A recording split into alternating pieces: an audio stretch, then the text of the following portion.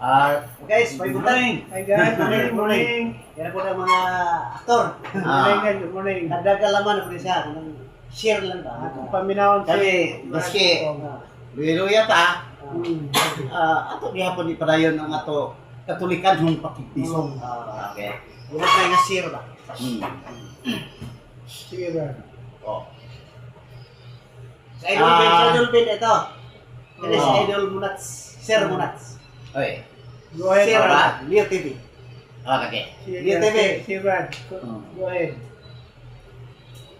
Kadang naipag-ampo sa Katoliko, nagaling Apostles' Creed. Kini related na po niya itong mga previous nga po,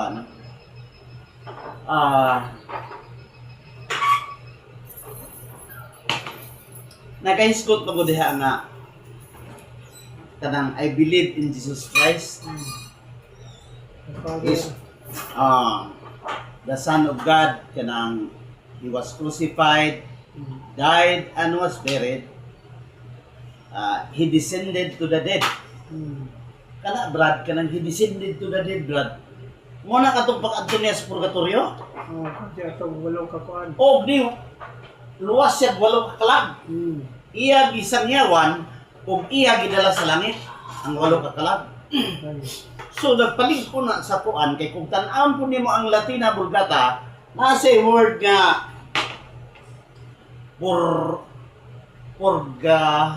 purgationem, pecatorum.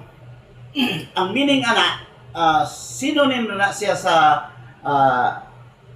Latin gihapon nga word nga purgatorium. O mo na gikuhaan po sa ato mga kaparian o kaobispuhan ni adtong unang panahon.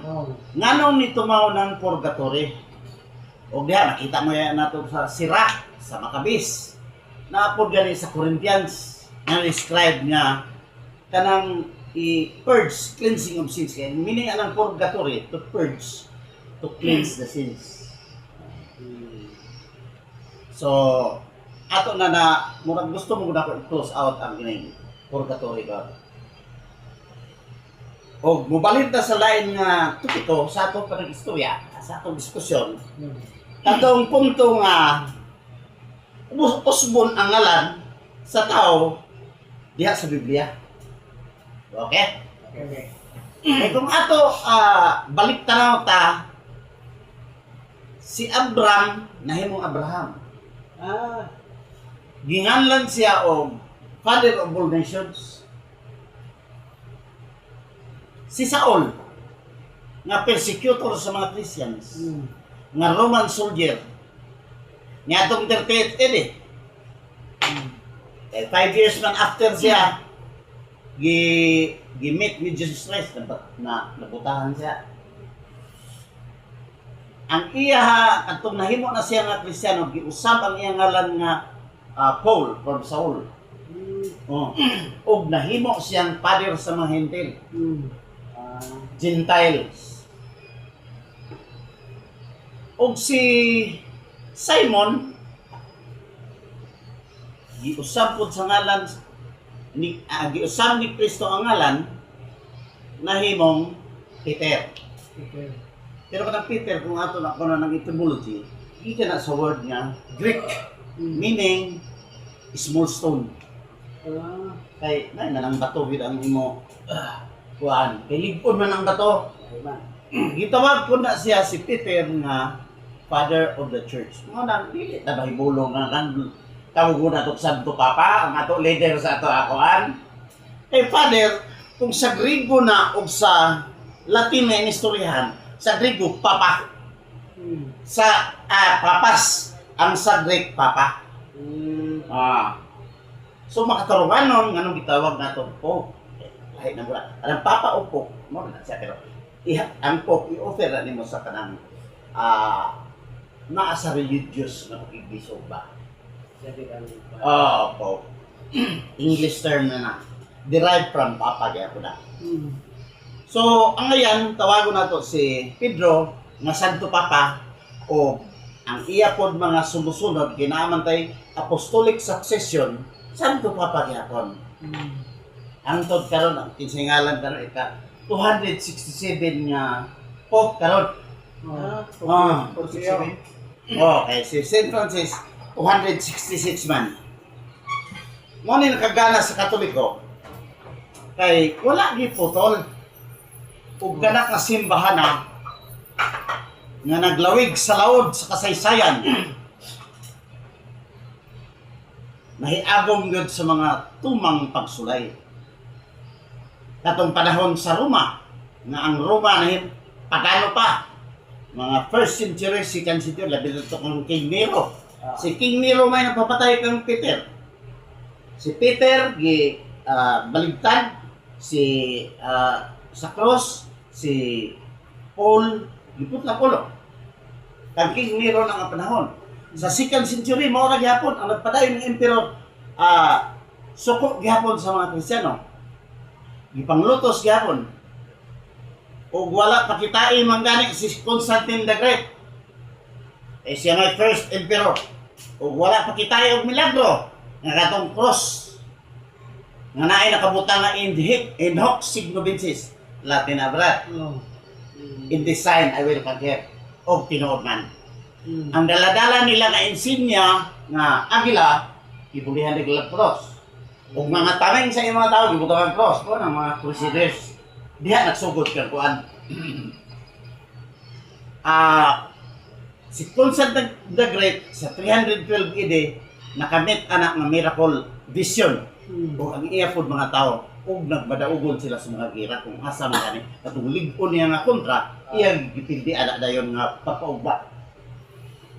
So napamatud-an diha ang naay verse Ma'am? Kasi, imo lang nagay.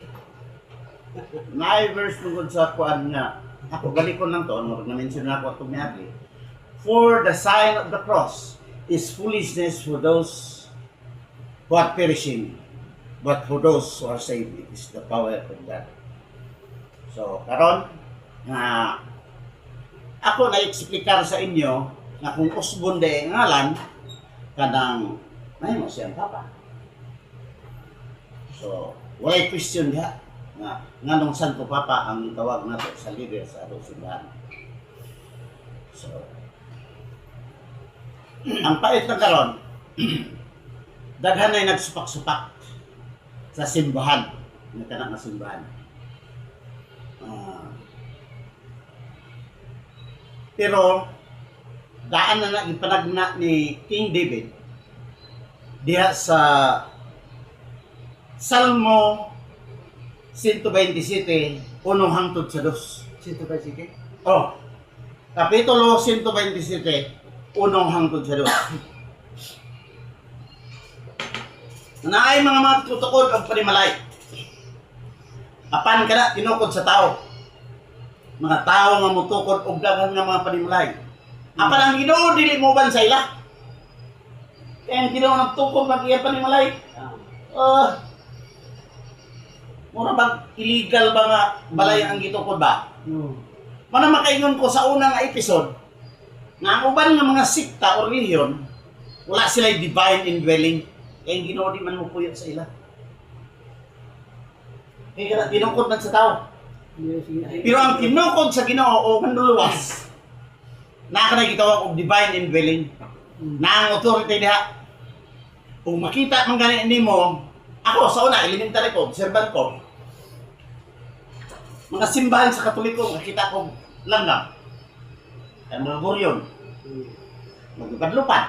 Pero ang tuwari ko sa iglesia, sa Badista, o sa Postal, sa mga hiuba, wala man.